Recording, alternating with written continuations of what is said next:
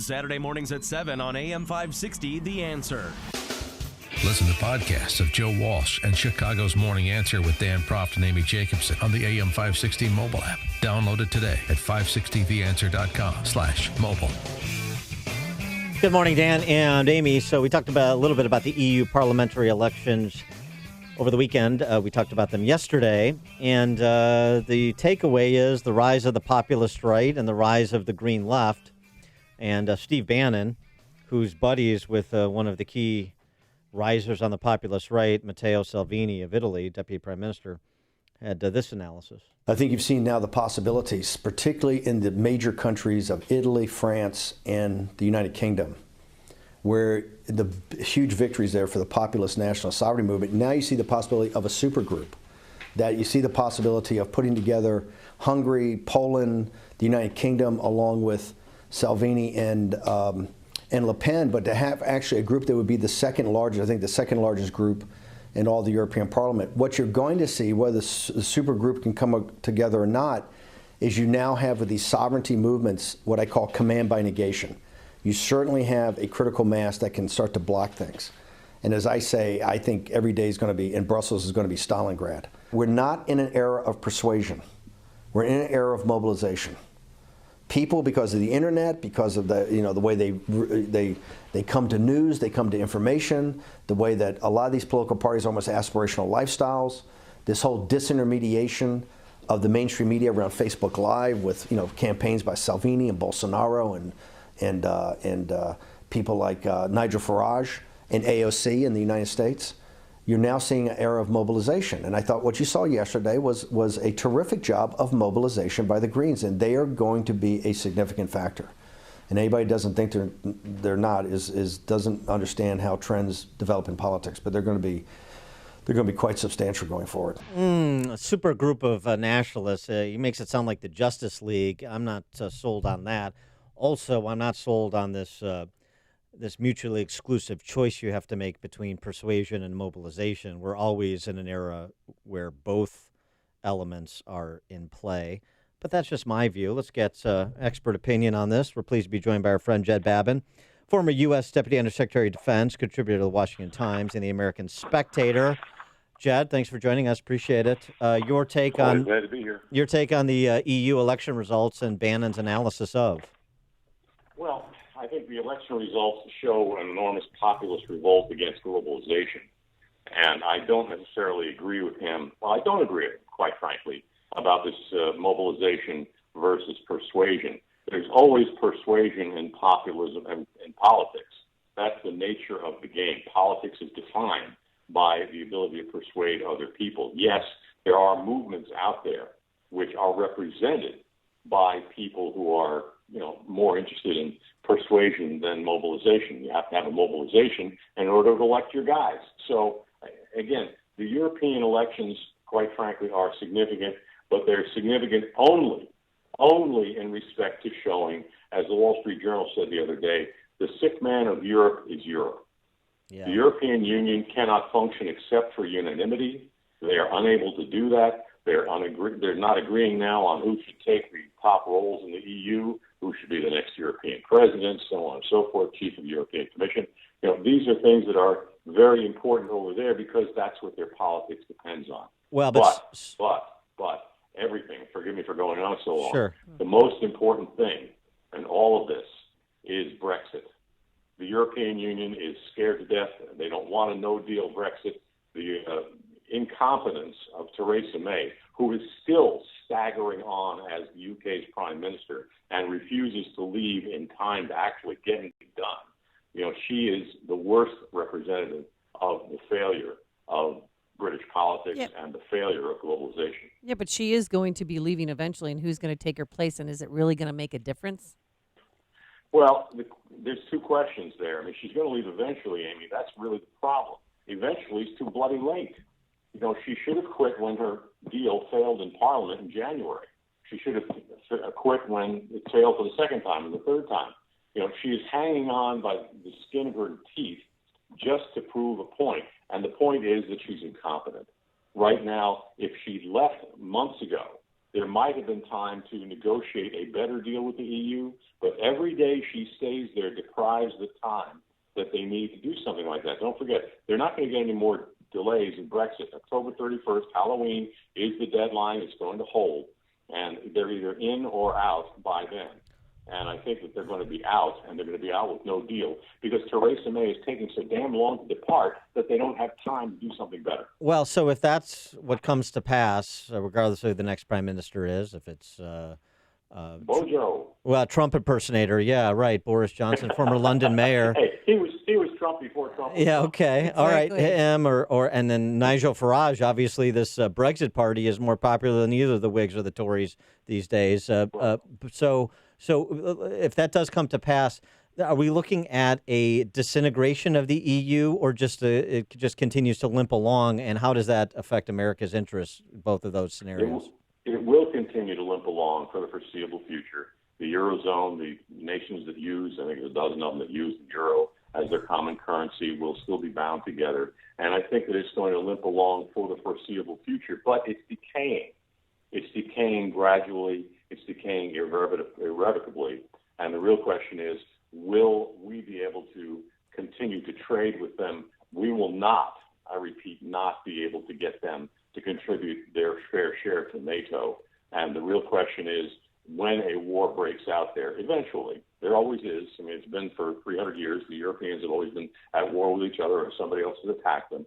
At some point, they are going to be attacked again. We will have to defend them again, but they will be very obviously incapable of defending themselves. And I think that will be the crisis that will break up the EU, and quite frankly, may break up the Atlantic Alliance.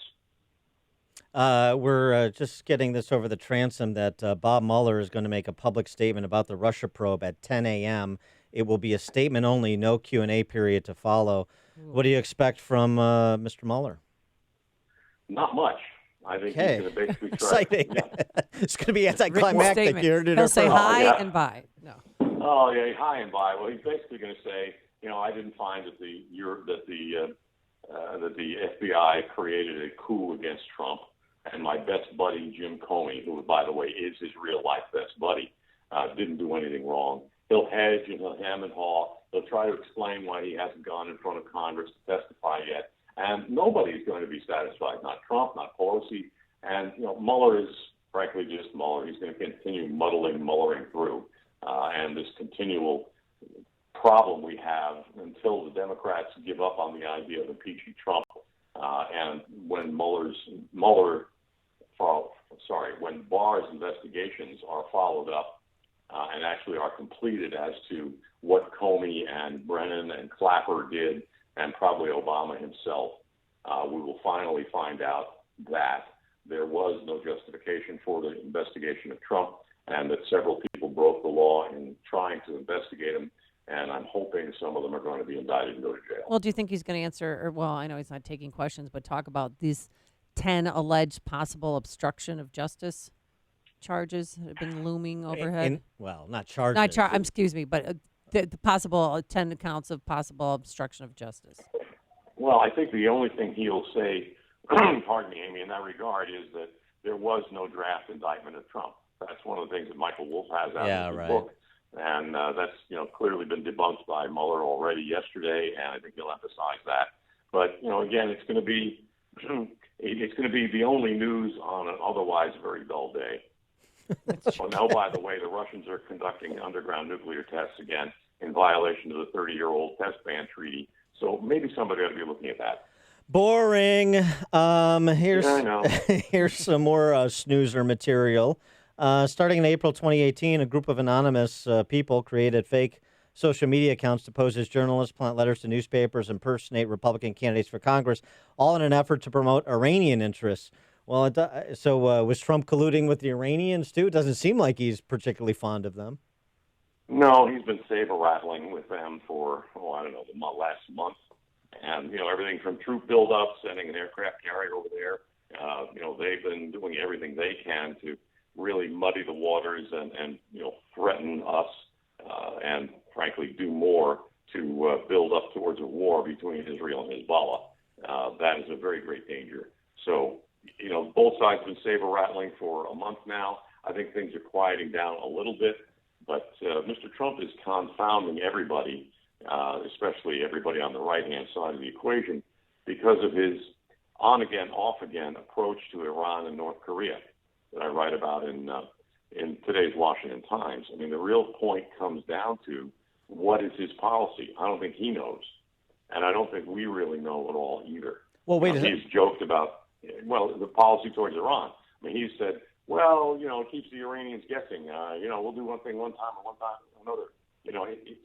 There's no consistent policy there. He keeps saying we don't want regime change, and John Bolton aside, that's the only thing that's going to solve the problem in Iran. Well, I mean, I just with this idea of the Iranians hacking, potentially, we don't know, hacking the midterm elections, and nobody seems to be particularly concerned about this initial report.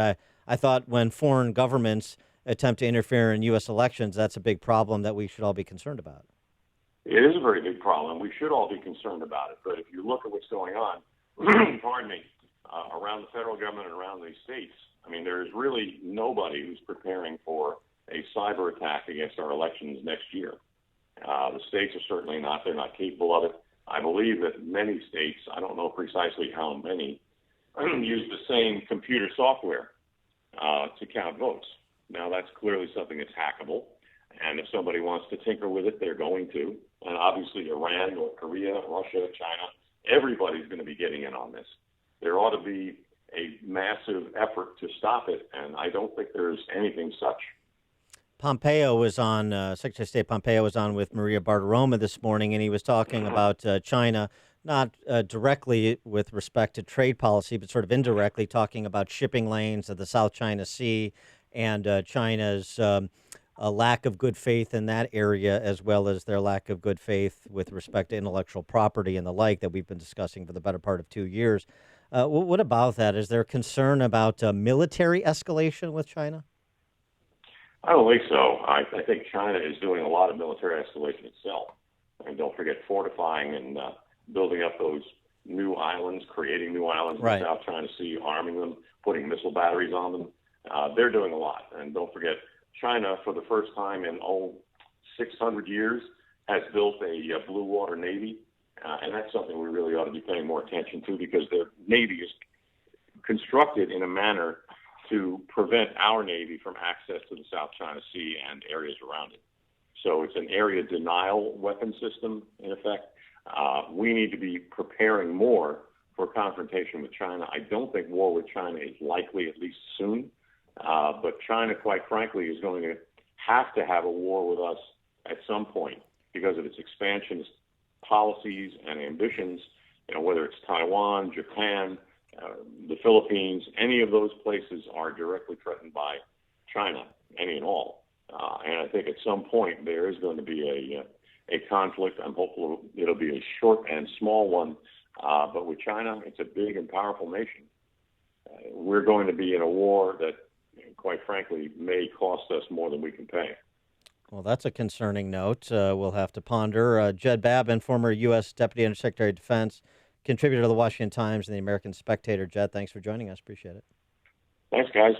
And he joined us on our turnkey.pro answer line.